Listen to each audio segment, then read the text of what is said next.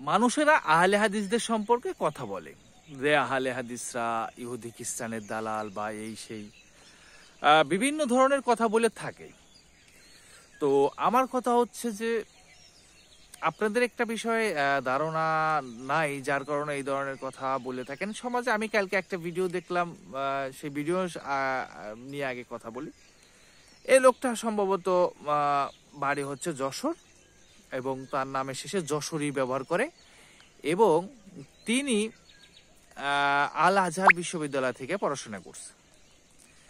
তো এই লোক বলতেছে যে কবরের আযাব যে বিষয়টা আছে এটা কোরআন দ্বারা প্রমাণিত না, এবং এটা হচ্ছে আমাদের দেশের হুজুরে আজাজিল, সেই হুজুরে আজাজিলে এই কাজগুলা করে থাকে, এইগুলা এরা বানাইছে, কিন্তু কবরের আযাব বলে আসলে কোনো কিছু নাই।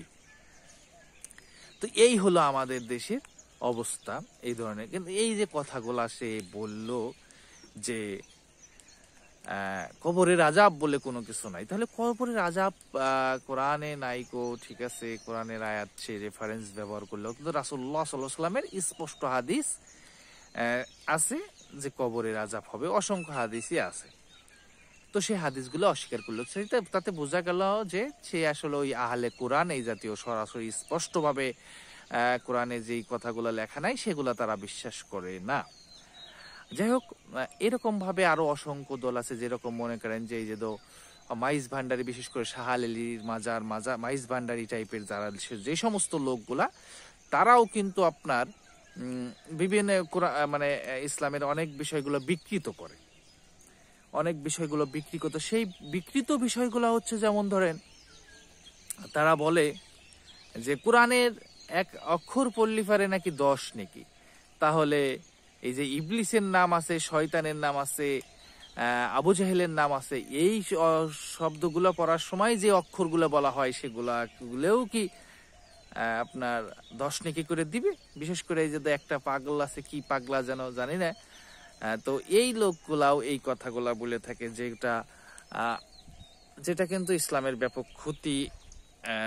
আমরা এটাই ভাবে থাকি যে ইসলামের এটা ক্ষতি হইতেছে।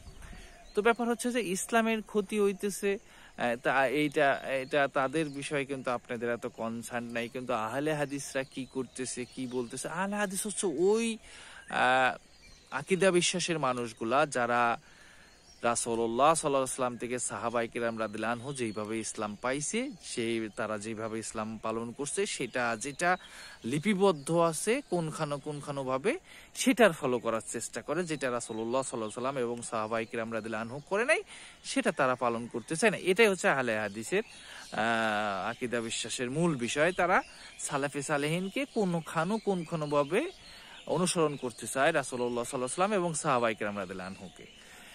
তো আহলে হাদিসদের সম্পর্কে ভালো ধারণা রাখতে হবে আপনাদের।